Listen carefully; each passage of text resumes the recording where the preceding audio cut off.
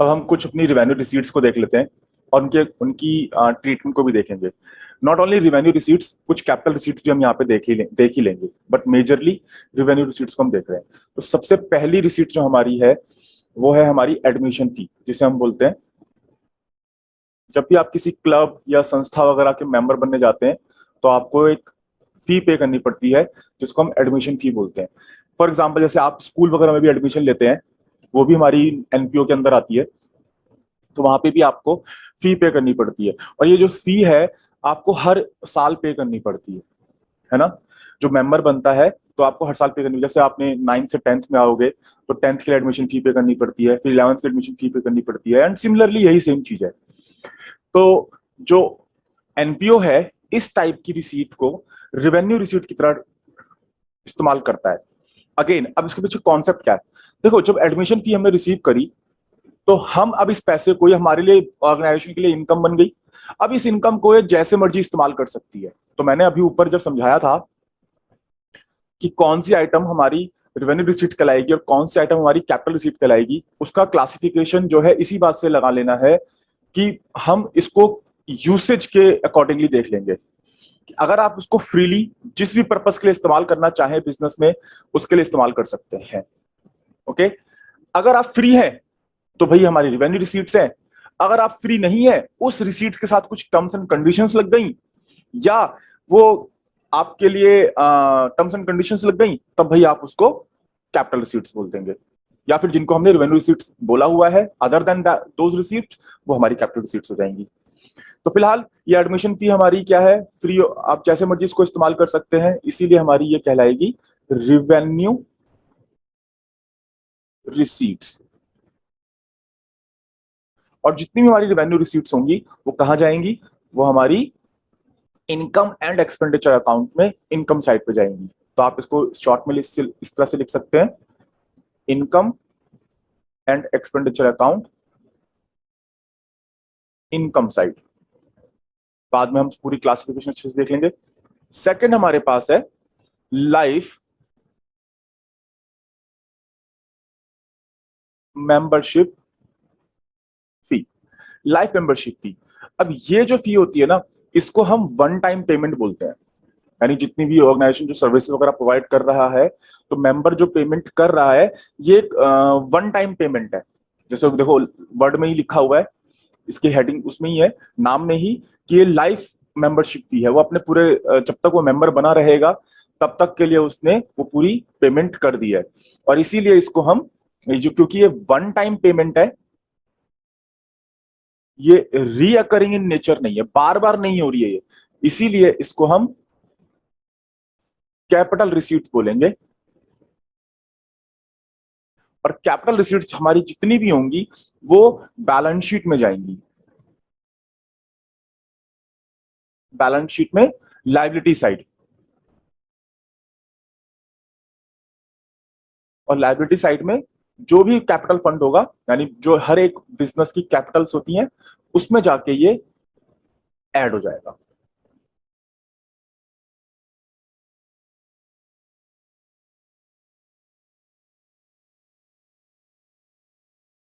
ये ऐड हो जाएंगी जाके।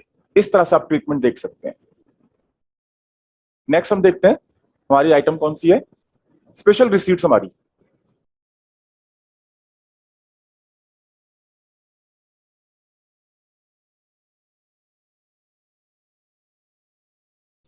अब स्पेशल रिसीट्स हमारी किसी भी पर्पस के लिए होती है, क्योंकि किसी स्पेशल ओकेजन के लिए आपने रिसीव हो सकता है वो करी हो। जैसे टूर्नामेंट ऑर्गेनाइज करने के लिए आपने, ऑर्गेनाइजेशन जो कुछ टूर्नामेंट्स वगैरह कराता है उसके लिए फंड रिसीव कर लिया। कुछ और स्पेशल पर्पस के लिए आपने कर लिया, जैसे कंस्ट्रक्शन ऑफ द ग्राउंड या पवेलियन या बिल्डिंग या construction of the office building, इसके लिए आप पैसा रिसीव कर रहे हैं। तो इसके लिए आप एक सेपरेट रिसीट खोलेंगे। और अगेन ये क्या होगा हमारा, ये भी एक तरह से बैलेंस शीट में शो होगा, बट जो इसकी अकाउंटिंग होगी वो थोड़ी सी डिफरेंशिएट हो जाएगी बाकी और रिसीट से। क्यों? क्योंकि हमने ये पैसा बाकी रिसीट्स के डिफरेंस में, अगर हम समझें, किसी स्पेशल पर्पस को करने के लिए लिया है। तो हमने सपोज एक पवेलियन या ग्राउंड हमें बिल्ड करना है, बनाना है, उसके लिए हम ये फंड रिसीव कर रहे हैं। तो इस पैसे का इस्तेमाल सिर्फ उस ग्राउंड की कंस्ट्रक्शन में ही हम इस्तेमाल कर सकते हैं। तो जैसे जैसे हम उस ग्राउंड की कंस्ट्रक्शन या बिल्डिंग की कंस्ट्रक्शन को करेंगे, वैसे वैसे वो बिल्डिंग तुम्हारी वर्किंग प्रोग्रेस में, यानी उसकी वैल्यू खड़ी होनी शुरू हो जाएगी, बिजनेस में आनी शुरू हो जाएगी, रिप्रेजेंट होनी शुरू हो जाएगी, और वैसे वैसे हमारा ये जो रिसीट है वो कम होता जाएगा। तो इसकी प्रॉपर पूरी की पूरी अकाउंटिंग जो है हम अभी बाद में सीखेंगे जब इस चैप्टर को और हम आगे देखेंगे। तो फिलहाल इसको समझ लेते हैं कि रिसीट, स्पेशल रिसीट हमारी एक तरह की कैपिटल रिसीट्स है, और फॉर नाउ इसको हम क्या करेंगे, अलग से बैलेंस शीट में लायबिलिटी साइड में लिख देंगे। ओके, चलो। तो बाकी जो फुल फ्लेजेड अकाउंटिंग है उसको मैं अभी बाद में सिखाऊंगा आपको। तो बैलेंस शीट में आपने इसने डाल दिया आपको, आपने, और ये हमारी कैपिटल रिसीट की तरह ट्रीट होंगी।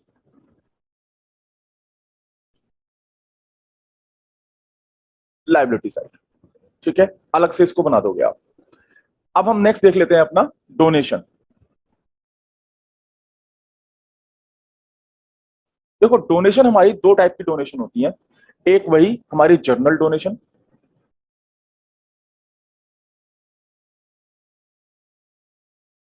और दूसरी हमारी स्पेसिफिक डोनेशन।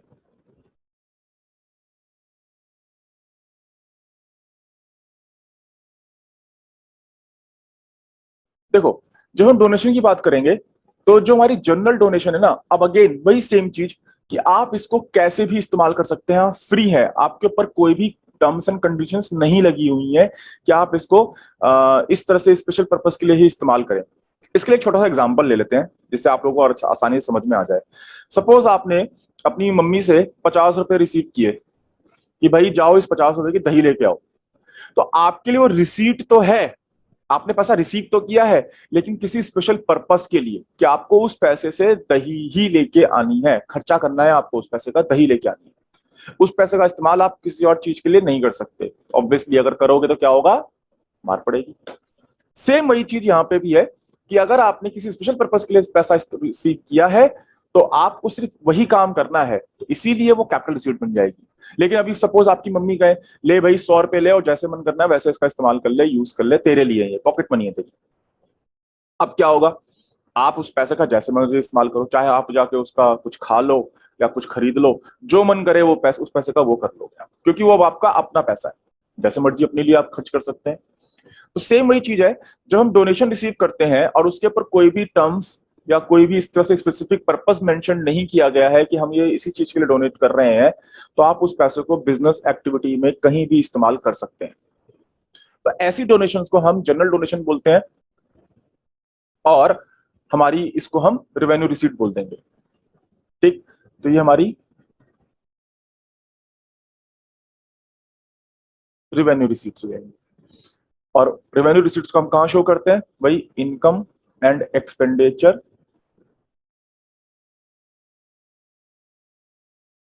Income side. फिर हम बात करते हैं अपनी स्पेसिफिक डोनेशन की। तो जैसे इसमें देखो, ऑलरेडी एक्सप्लेन कर दिया मैंने कि स्पेसिफिक डोनेशन है तो आप इसको स्पेशल पर्पस के लिए ही इस्तेमाल कर सकते हैं, कहीं और इस्तेमाल नहीं कर सकते। ये हमारी कैपिटल रिसीट्स है, और ये बैलेंस शीट में लायबिलिटी साइड में जाएगी।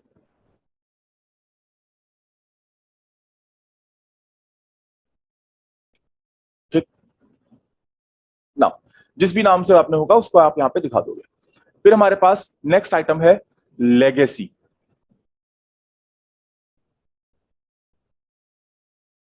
लेगेसी की अगर हम बात करें तो ये क्या होती है, देखो ये भी एक तरह की डोनेशन ही है, लेकिन ये जो डोनेशन की गई है by the way of will की गई है या अंडर विल की गई है। फॉर एग्जाम्पल, मान लो कोई बूढ़ा आदमी है, वो मरने वाला है, उसके पास बहुत सारी प्रॉपर्टी है या जो भी है, वो मरते समय या मरने से पहले अपनी विल में लिख जाता है कि भाई देखो ये जो मेरी जो मेरे मरने के बाद मेरी जो भी प्रॉपर्टी है या जो कुछ भी है, ये इस फला संस्था को मिल जाएगी। ठीक है, इस फला संस्था को मिल जाएगी और ये इसका इस्तेमाल करेगी मेरी प्रॉपर्टी का। अब चाहे प्रॉपर्टी उसकी लैंड बिल्डिंग वगैरह हो, चाहे कैश वगैरह हो जो बैंक में कुछ बैलेंस पड़ा हो, चाहे वो कुछ भी, मतलब कुछ भी डोनेट कर सकता है। अभी डोनेशन के नाम पे तो हम कुछ भी दे सकते हैं ना किसी को भी। तो यानी उसके जीते जी ये वो डोनेट नहीं कर रहा, वो अपनी विल में लिख के जा रहा है कि मेरे मरने के बाद ये काम हो जाए। सपोज वो बंदा मर गया, अब वो जिस भी संस्था के नाम पे, ऑर्गेनाइजेशन के नाम पे वो डोनेट करके गया होगा, उसको वो चीज मिल जाएंगी। नाउ लेगेसी भी हमारी दो तरीके की होती है भाई, जर्नल, या फिर जिसके पीछे कोई भी स्पेसिफिक कंडीशंस ना लगी हो, तो इसको हम जर्नल लेगेसी बोलेंगे। और अगर मान लीजिए हमारी स्पेसिफिक कंडीशन लगी है, तो आप उसको स्पेसिफिक बोल देंगे, स्पेसिफिक लेगेसी। और जिसकी ट्रीटमेंट होगी ना, बिल्कुल जो अभी हमने ऊपर जर्नल डोनेशन की ट्रीटमेंट पढ़ी, बिल्कुल वैसे ही करेंगे। तो ट्रीटमेंट जो है, ट्रीटमेंट सेम एज डोनेशन। अगर आपकी जनरल डोनेशन है, तो जनरल डोनेशन की तरह जनरल लेगेसी को आप ट्रीट कर लोगे। अगर आपकी स्पेसिफिक डोनेशन है, और सेम वही स्पेसिफिक लेगेसी की ट्रीटमेंट बिल्कुल वैसे हो जाएगी, तो जैसे हमने डोनेशन की करी है। कुछ और देखते हैं। देखो, कई बार ऐसा होता है कि फर्म जो है, यानी ऑर्गेनाइजेशन जो है, अपनी ओल्ड जो मशीनरीज होती हैं या जो ओल्ड इक्विपमेंट्स वगैरह कंपनी के पास पड़े होते हैं, उनको वो बेच देती है। ठीक। जब उनको बेच देती है, तो इस असेट्स के सेल पे उनको या तो कभी कई बार प्रॉफिट होता है, यानी प्रॉफिट, या कई बार लॉस होता है। तो जो हमारा जो एक्चुअल प्रॉफिट या जो लॉस होगा ना, उसको हम असरटेन करेंगे, और वो हमारा रिवेन्यू आइटम बन जाएगा एक तरह से। समझना ध्यान से, कि अगर लॉस बनेगी तो आप कैपिटल इनकम एक्सपेंडिचर अकाउंट में एक्सपेंडिचर साइड लिखोगे, और अगर आपकी इनकम बनेगी यानी गेन आएगा, तो आप उसको उठा के इनकम एक्सपेंडिचर अकाउंट में इनकम साइड लिखोगे। तो हम यहां पे लिख सकते हैं on sale of old assets.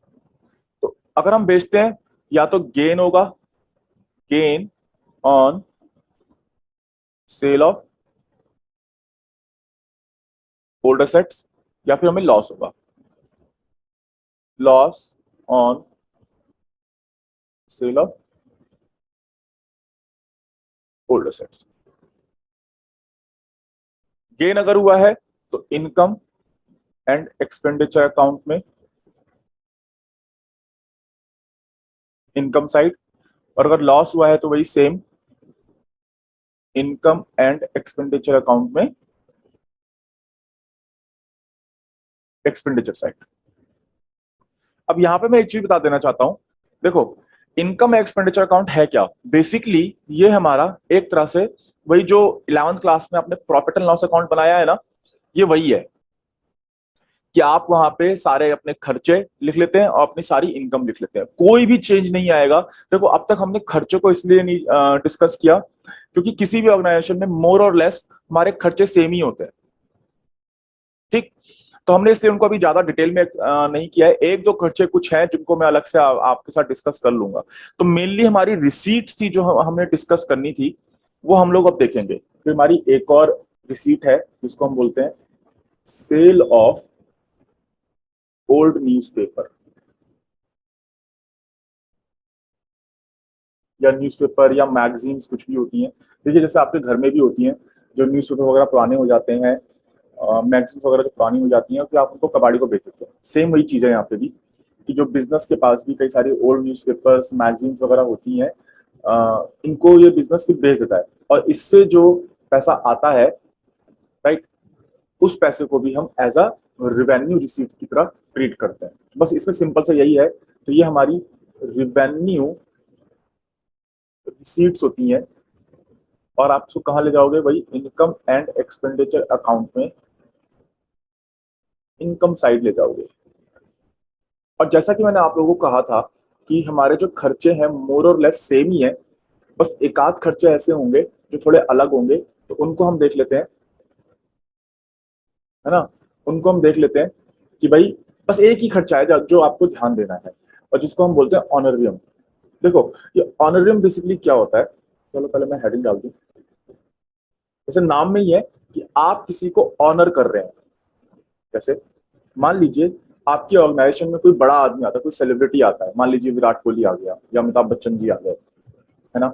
अब उनको जो विजिट करने की फीस है या जो उनकी जो फीस है वो तो आप पे ही नहीं कर सकते, बहुत ज्यादा फीस है, राइट। या कोई बहुत बड़ा कोई डॉक्टर आ गया, या कोई भी जिसने अपने सोशल उसमें बहुत बड़ा नाम कमाया हो, ऐसा कोई पर्सन आपकी ऑर्गेनाइजेशन में आता है, तो आप उनको ऑनर करते हैं। क्योंकि जब वो आएंगे इस तरह से एनजीओ वगैरह में आते हैं तो कुछ फीस नहीं लेंगे, जान लेते वो लोग, बट उनका समय बहुत कीमती है, वो आए हैं आपके यहाँ, तो आप उनको ऑनर करने के लिए एक छोटा सा टोकन मनी उनको आप देते हैं, आउट ऑफ ग्रेटिट्यूड या एज ग्रेटिट्यूड। तो इसी एक्सप्रेशन को हम जो एक्सप्रेशन ऑफ ग्रेटिट्यूड को हम जो वो सर्विसेज दे रहे हैं उसको हम ऑनरियम बोल देते हैं। और ये जो हमारा खर्चा है, इस खर्चे को हम ना इनकम एक्सपेंडिचर अकाउंट में दिखाते हैं।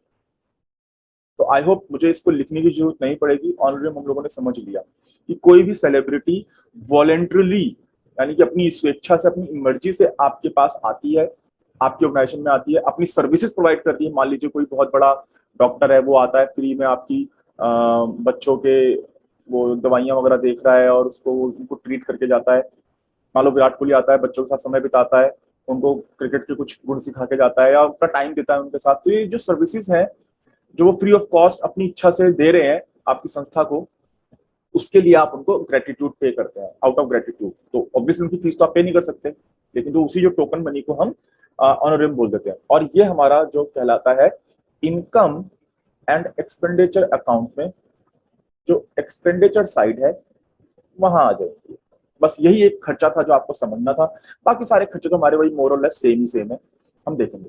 तो नेक्स्ट क्लास में हम लोग कुछ स्पेशल अकाउंटिंग है वो देखेंगे, जैसे फंड बेस्ड अकाउंटिंग देखेंगे, और जो मटेरियल कंज्यूम्ड वगैरह है उसके ऊपर देखेंगे, सब्सक्रिप्शंस की अकाउंटिंग देखेंगे, और देन फिर हम लोग अपने न्यूमेरिकल क्वेश्चंस को स्टार्ट करेंगे। तो आज के लिए फिलहाल इतना।